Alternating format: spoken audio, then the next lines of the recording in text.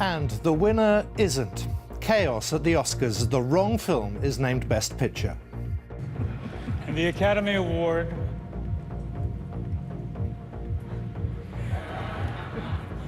for Best Picture. You're impossible.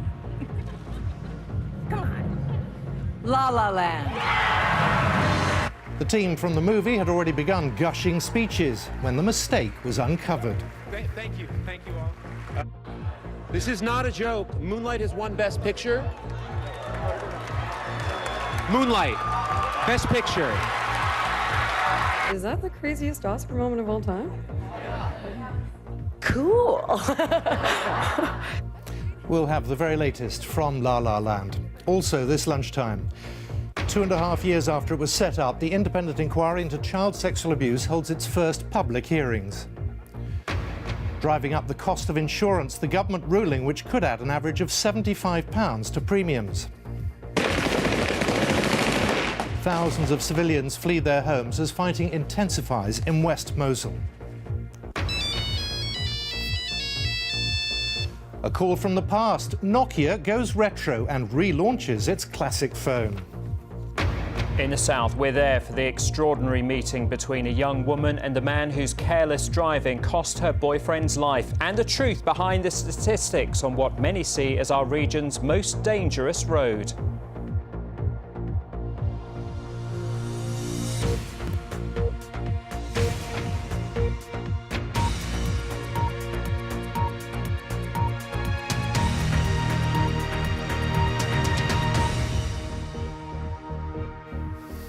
Good afternoon and welcome to the BBC News at 1. It really shouldn't have been that difficult, opening the right envelope at the right time and naming the right film. But at the Oscars last night, in front of a global audience of billions, it all went horribly wrong. Warren Beatty and Faye Dunaway announced to the world that the winner of Best Film was La La Land. The only trouble was, it wasn't.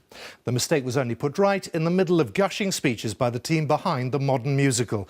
David Willis now on a twist worthy of any Hollywood blockbuster.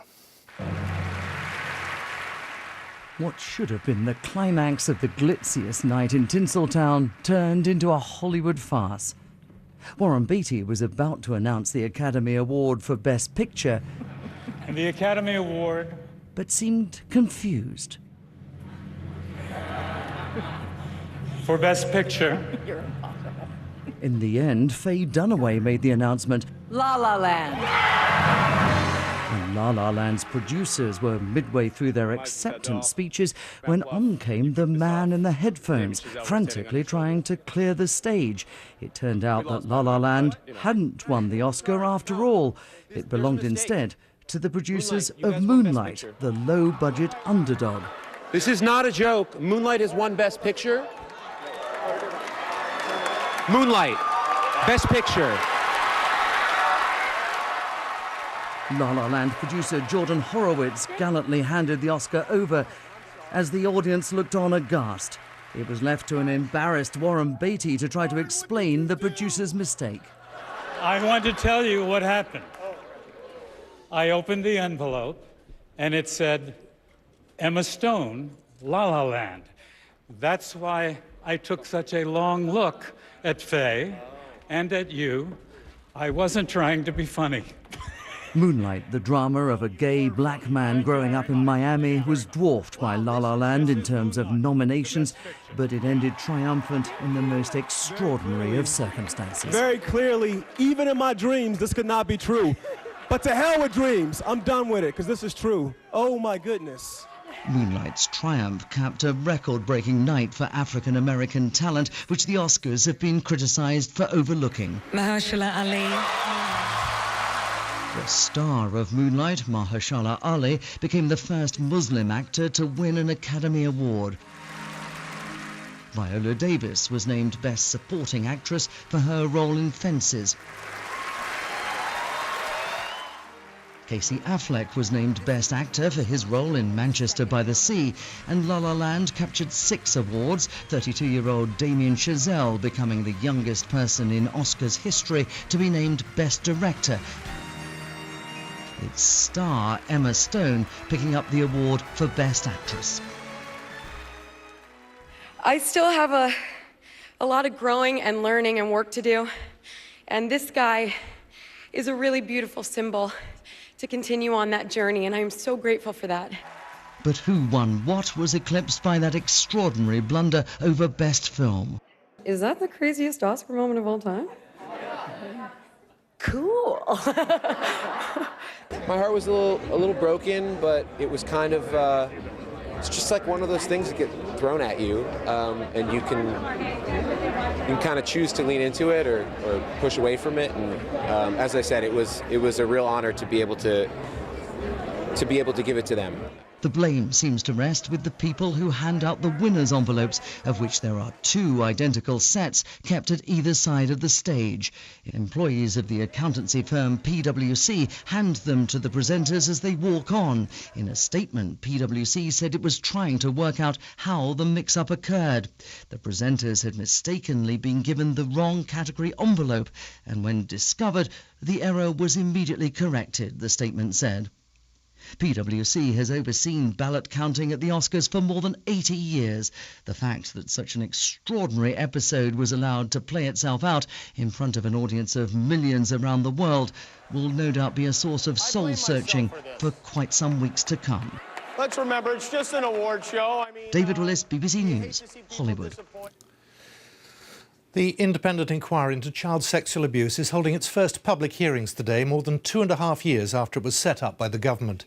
The momentum for the inquiry started with the Jimmy Savile scandal, and it's expected to take 5 years to complete. It gets underway with an examination of the mistreatment of British children who were sent to start new lives in Australia between 1945 and 1974. Our Home Affairs correspondent Tom Simons is at the inquiry. Tom.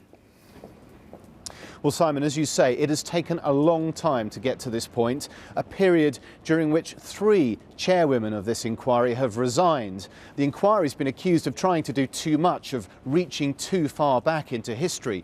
And today's inquiry subject, the child migrants, may well be something that leads it to be criticised. But it says that those children, now adults, are getting old. And as a result, this has to be an investigation it carries out now.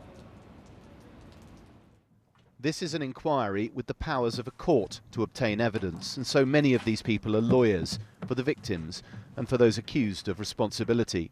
But it was for the inquiry's own barrister to set out the dark history of Britain's child migrants.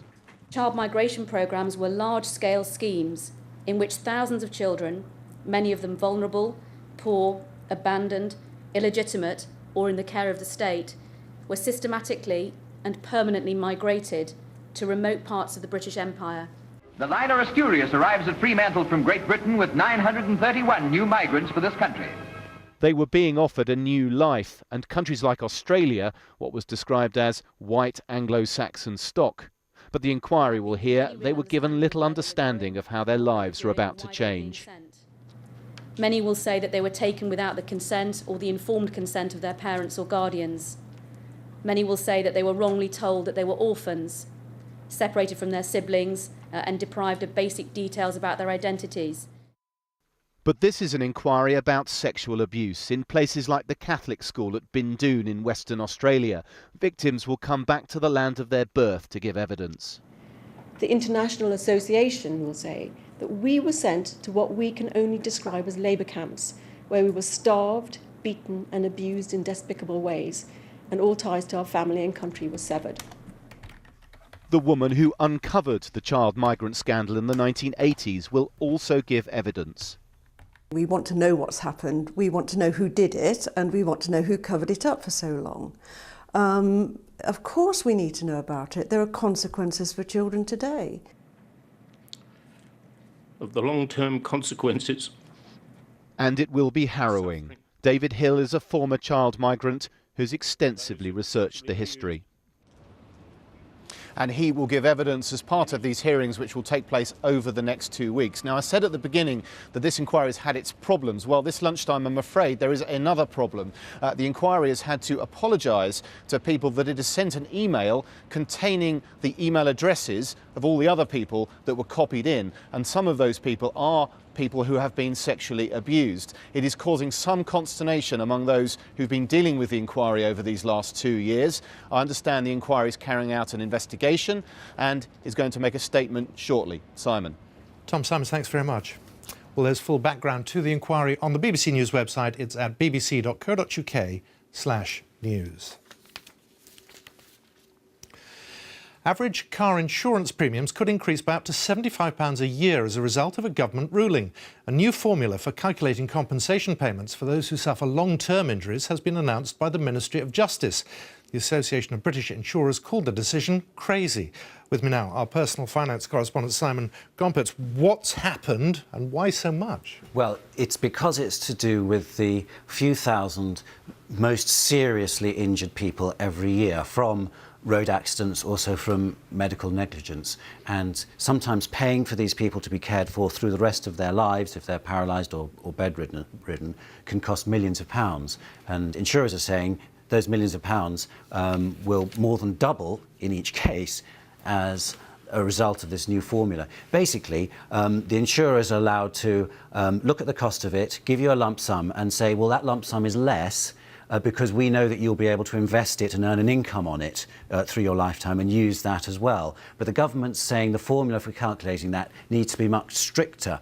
Rather than assuming people will earn interest and income, they're actually telling the insurers that people are likely to earn less than nothing, actually a negative interest rate, because interest rates nowadays are so low, and insurers are warning that's going to ramp up their costs by billions, and the impact, as you said, on road motor premiums for insurance, for instance, will be the typical comprehensive policy, £450, up about £75. For young people, who are the ones that get the most expensive injuries, up by around £1,000, they warn. However, lawyers are saying, well, hold on here. You insurance companies have been doing very well out of the market in recent years. You should have been putting money by to cope with this. The government's saying it's going to have a look at this formula and see if it needs to be reshaped so that the impact isn't so dire. Simon, thank you very much. Simon Gompertz. The government is facing calls from Conservative MPs to scrap plans to limit access to a key disability benefit. It's thought changes to the rules on who qualifies for the personal independence payment could affect around 160,000 people. Let's go to Norman Smith, who's at Westminster. And are the government listening? Well, I think they're listening, but I think they're also potentially in real difficulties here over disability benefits. Remember the last time a Conservative Chancellor, George Osborne, sought to cut personal independence payments, he had to beat an ungainly retreat. Now, this time the government's not seeking to cut personal independence payments, but they are seeking to curb access to them after two court rulings which massively expanded eligibility to this benefit, basically extending it to people with mental health problems. The government's view is this is not what PIPs were designed for, but also the potential bill is huge, up to £3.7 billion. All of which said there is a real head of steam building up, I think, already some Tory MPs signalling they may revolt over this. In part, I suspect, because of the way it's been handled. This announcement was put out on the day of the Stoke and Copeland by-elections when people weren't really paying attention, in part because the disability charities say they haven't been consulted, and in part too because of comments by the head of the Prime Minister's policy unit, a man called George Freeman, who said the government wanted to focus PIPs on the really disabled, not those who were having to take pills at home because they suffer from anxiety. Now, he has subsequently apologised for those remarks, but the bottom line is the government could yet be defeated, possibly in the House of Lords, and if that happens, the Chancellor Philip Hammond could be facing a big £1 billion black hole in his budget. Norman, thank you very much. Norman Smith. The BBC has ordered an investigation into reports TV licence collectors have been targeting vulnerable people, spurred on by an aggressive incentive scheme. A Daily Mail investigation claims bosses at Capita, which collects the fee, promised bonuses of up to £15,000 a year to catch 28 evaders a week. Schools are facing their first real terms cuts to funding since the mid-90s. That's according to research out today. The Institute for Fiscal Studies has examined education spending across the board from early years to university. The National Association of Head Teachers and the National Association of Governors have written an open letter to the Chancellor asking him to make schools a priority in the budget. Our education correspondent Gillian Hargreaves reports. Can you put your hand up if you got both? Tundridge High School in West Sussex is struggling to make ends meet. According to the head, class sizes might have to get bigger, teachers may not be replaced when they leave. Across England, heads are warning that rising costs mean there's less money to go round. Now, in an open letter to the Chancellor of the Exchequer, heads and school governors say they need more cash. In the letter, they say governing bodies and school leaders are being forced to make impossible choices as a result of insufficient funding. It's a claim that doesn't surprise parents. We are facing an unsustainable funding situation in our schools and the government is not listening. We felt that as parents we had to now enter the debate to make the parent voice heard because nobody voted for these cuts and nobody wants to see school funding cut. There has been significant investment in England's schools in the past 20 years, but teachers say running costs are going up, as are pension contributions and national insurance. And they say balancing the books is becoming increasingly difficult. So while there will be cuts, that's after years of education being a priority. The cut to school spending per pupil over the next few years will be about 6.5%. That will reverse about 20% of the growth in school spending per pupil that happened over the 2000s. So it's clearly a large cut, but it will still leave the big increase that happened over the 2000s there. The government points out it's spending £40 billion on schools in England this year, the highest cash figure ever. I don't think that the next budget, and it's coming soon, is going to be particularly good news if we're asking for a big increase in the total budget. With that budget only 10 days away, schools will be competing against other public services to try to convince the Chancellor to give them more money. Gillian Hargreaves, BBC News. It's just after 1:15, our top story this lunchtime. And the winner isn't. Chaos at the Oscars as the wrong film is named Best Picture. It wasn't La La Land. This is not a joke. Moonlight has won Best Picture. Moonlight, Best Picture.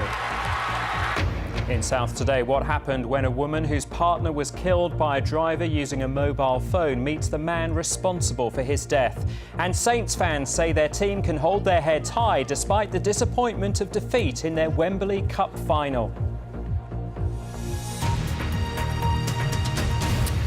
It's been 2 weeks since the mysterious death in Malaysia of Kim Jong-nam, half-brother of the North Korean president. Today, the South Korean Security Service blamed their counterparts in North Korea for the attack, thought to involve the deadly nerve gas VX. But what more do we know about those accused of planning and carrying out the attack? Our correspondent in Kuala Lumpur, Rupert Wingfield-Hayes, sent this report. This was one of the most brazen killings of recent years. This is the spot where Kim Jong-nam was attacked. Now just take a look around here. This spot is overlooked by at least 6 CCTV cameras. Just a few meters away in this cafe at one of those tables, 4 North Korean men were sitting watching. All 4 are now wanted by the Malaysian authorities. One is reported to be a known North Korean security agent. After the attack here was over, they got up and headed for departures. A few minutes later, they boarded a flight to Jakarta and then on to Dubai. What about the 2 young women accused of carrying out the attack? One is from Vietnam, the other Indonesia. Siti Aisha was working in this hotel behind me here in a massage parlour on the 2nd floor. Now, in Malaysia, massage parlours are often a front for the sex industry. And it's fairly clear that both these women were living a very precarious existence. Aisha told police that she was then approached by a man calling himself James, and he offered her a chance to take part in a TV reality show. Turns out James's real name is Ri Ji-yu, and he is a North Korean. The final key suspect wanted by the Malaysians is thought to be holed up in this building behind me. Hyung Kwan-song is the 2nd secretary at the North Korean embassy. What his alleged role is, we don't know, and we'll probably never find out, because Mr. Hyun has diplomatic immunity. So much of this story doesn't add up. Why such a public place? Why hire 2 foreign women to carry out the hit? Why use such a rare nerve agent? Was Kim's killing a chilling warning to North Korea's enemies? Or did they think they would get away with murder and something went wrong? Rupert Wingfield-Hayes, BBC News in Kuala Lumpur. Dario Gradi is to appeal against his suspension from working in football. Gradi was Crewe's director of football at the time of his suspension last November. With me now, our sports correspondent Richard Conway, and the background to this is... Well, Dario Gradi, the long-time director of football at Crewe Alexandra, he was suspended by the FA on November the 25th. The exact reason, Simon, we're not quite clear on. There were reports a few days after that back in the 1970s, Mr. Gradi had been involved in what's been called the smoothing over of a claim of sexual abuse against Chelsea's then chief scout, a man who has since died but has been accused of sexual abuse. Dario Gradi denies any role in that, but we're unsure whether it's related solely to that or whether it is to matters at Crewe as well. We'll have to wait and find out on that specific point. Nevertheless, Dario Gradi very keen to clear his name. He denies any wrongdoing. We understand his solicitors have been gathering character references and that an appeal to the FA is imminent. Richard, thank you very much. Richard Conway. Iraqi government forces battling Islamic State militants in Mosul say they have taken control of a key bridge over the River Tigris. The army said it could potentially establish an important route to bring in reinforcements and supplies. UN aid workers say they're concerned by the humanitarian situation in the area. Our correspondent, Wera Davis, sent this report. Iraqi government forces are fighting door to door and street to street as they slowly try to capture the western part of Mosul from so-called Islamic State. The fighting is brutal and both sides are taking casualties. This is the Islamist group's last major stronghold in Iraq, and almost completely surrounded by government troops, they're putting up fierce resistance. Iraqi forces say they've succeeded in pushing Islamic State out of at least 2 districts. But IS fighters are leaving behind dozens of improvised explosive devices, including booby-trapped cars.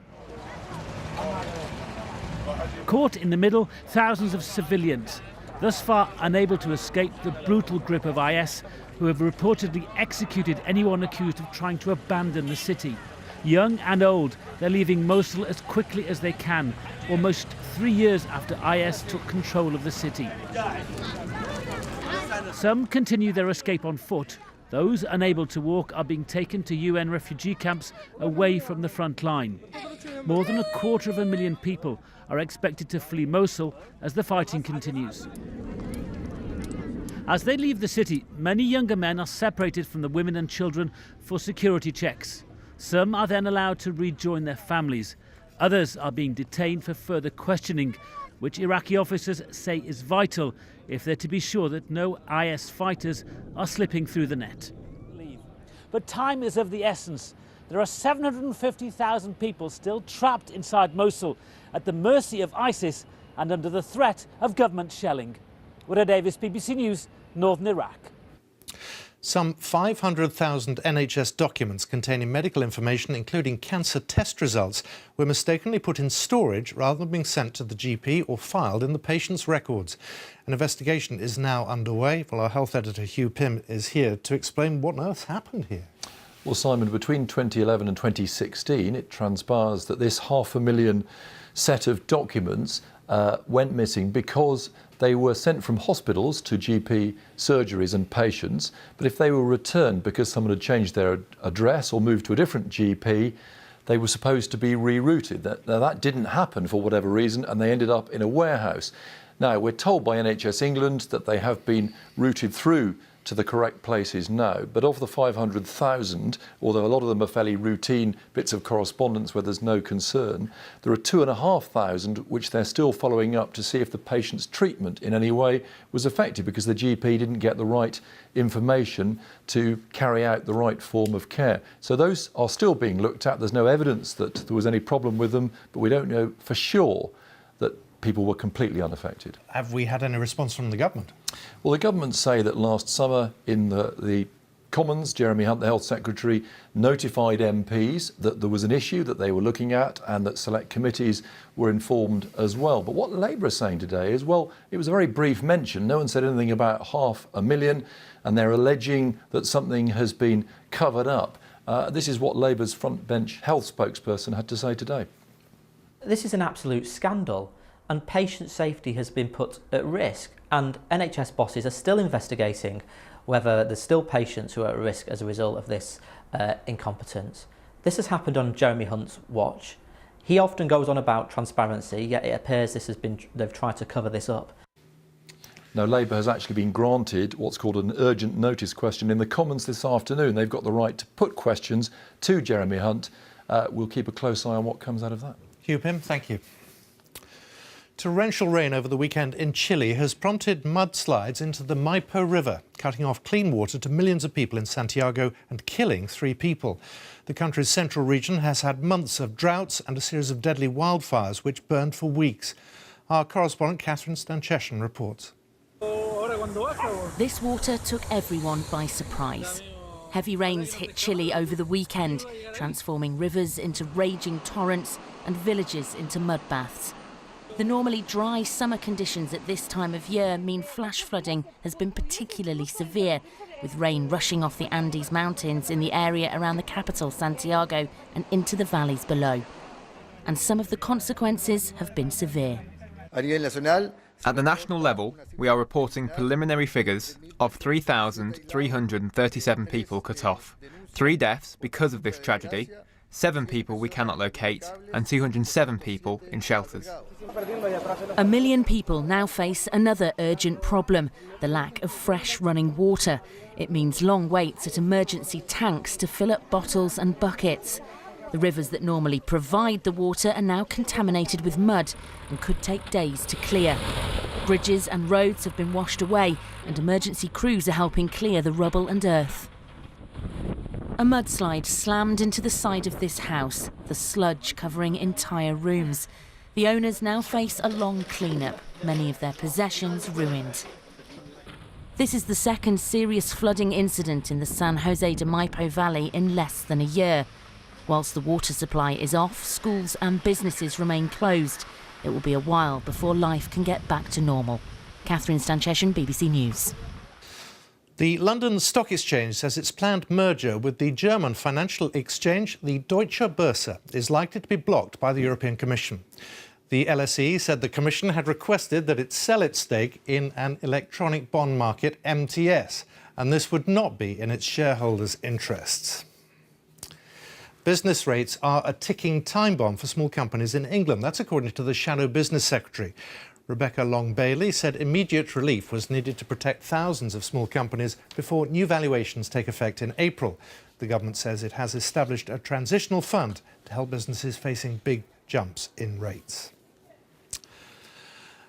They were once the name in mobile phone handsets, that is until smartphones came on the scene. But now Nokia has launched a comeback bid. The company unveiled 3 new smartphones in Barcelona last night, before the start of Mobile World Congress, the phone industry's big annual meeting. But it was a reissue of a past handset that got the most attention. Our technology correspondent Roy Cutton-Jones sent this report. Barcelona, and as the mobile phone industry arrives for its annual jamboree, there's nostalgia in the air. Nokia, a name that used to rule the mobile world, is making a comeback. For the Finnish firm which has licensed the brand, this was its first chance to make a big splash. And along with a range of new smartphones, it unveiled something very retro, last on sale in 2005. Let me reintroduce the iconic Nokia 3310. You can't do much with this phone except make calls and play a game of Snake, but the battery lasts forever. Well, almost. We were just listening to our consumers. We asked what is the most iconic device that you have ever seen from Nokia, and we thought that, why not? Let's have some fun, and we created this device for the consumers. Now this may be fun, but let's face it, it's a bit of a gimmick. If Nokia is to become a major force in the mobile world again, it won't be through the 3310, but through its new range of Android smartphones. The company claims this model is already selling well in China, but competition in a market where all smartphones look much the same is tough. So perhaps it was smart to look back as well as forward. By bringing out this truly iconic device, which has got bags of nostalgia. For many people it was their first mobile phone. It catches their attention and people will know Nokia's back. But will the new and old Nokia appeal to the phone-buying public?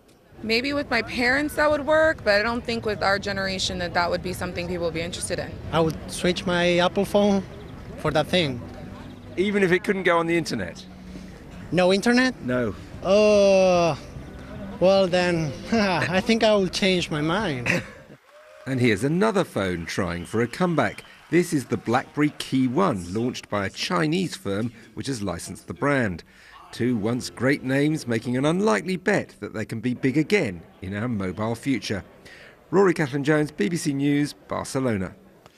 Let's have a look at the weather now. Nick Miller is here with the latest forecast. Nick? And Simon, it's a good one for filling out the I Spy book of weather over the next 2.5 minutes. It is all going on. I'm going to start with hail from some of the really heavy showers that have been hitting Cornwall so far today. Certainly threatening skies, big clouds from this Weather Watcher picture from East Sussex. But there are some drier, sunnier moments to be had in Northern Ireland and across parts of Scotland as well. It's actually quite pleasant for some of us, but not for everyone. Look closely on our rain snow radar. Bit of snow to relatively low levels into Dumfries and Galloway at the moment. Elsewhere, you can see all of the showers, and this is why so much is going on in the weather, not just today, but throughout this week. Low pressure is close by, and around that area of low pressure, we've drawn colder air back in across the UK. So remember, start of last week got as high as 18 Celsius. We're not going to see that this week. 8 for some of us today, if you're lucky. And you can see all of the showers across, particularly England and Wales, and a longer spell of rain, sleet, and perhaps some snow for some of us across parts of southern Scotland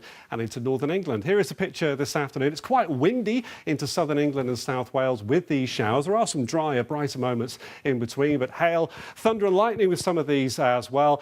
And if you get rid of a shower, it may not be too long before another one comes along, and at risk of a longer spell of rain, sleet and snow for parts of southern Scotland and northern England. 1 or 2 showers into Northern Ireland, but also some sunshine. And elsewhere in Scotland, lighter winds and again in some sunshine.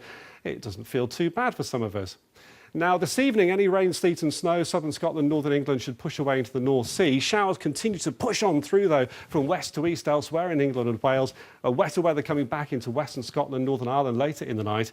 And all of that means as temperatures dip away, it's a recipe for getting frost and widespread ice going into tomorrow morning on untreated surfaces. So do be aware of that. And quite windy with early wet weather in Northern Ireland, a risk of sleet and snow from some of that as it pushes on into northwest England, into West Wales, especially in the hills. And elsewhere, you may find things a bit quieter compared with today for a time, but run the risk of getting showers returning to you into the afternoon and single-figure temperatures.